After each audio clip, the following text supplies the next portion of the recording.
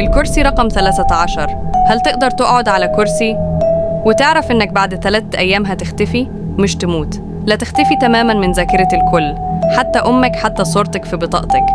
القصة دي مش خيال، الكرسي رقم 13 موجود فعلاً، واللي قعد عليه مرجعش زي ما في مدينة صغيرة في بولندا.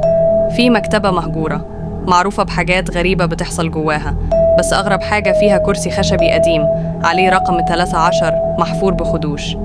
الناس هناك بتقول إن الكرسي ملعون، وإن أي حد بيقعد عليه بيبدأ يختفي من ذاكرة كل الناس بعد 3 أيام.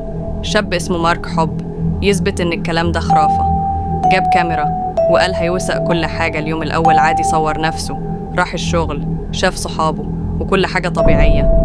لكن في آخر اليوم لما رجع البيت لقى رسالة على بابه. عدى اليوم التاني بدأ يلاحظ حاجة غريبة، كل ما يكلم حد بيبصله باستغراب ويقول له أنت مين؟ حتى صاحب الكافيه اللي بيروح له كل يوم معرفوش. فتح موبايله، صورته الشخصية كانت سودة.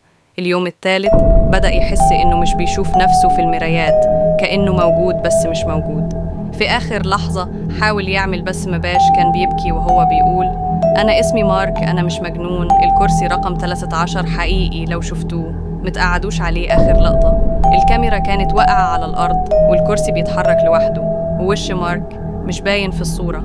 لو وصلت لحد هنا قولي رأيك، هل دي مجرد لعنة ولا في كراسي تانية حوالينا ما خدناش بالنا إنها بتسرقنا بصمت؟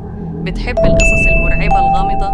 اشترك في القناة لأن الجاي مرعب أكتر، وفعل الجرس علشان متفوتش اللحظة اللي فيها الكرسي الجاي ممكن يكون في بيتك.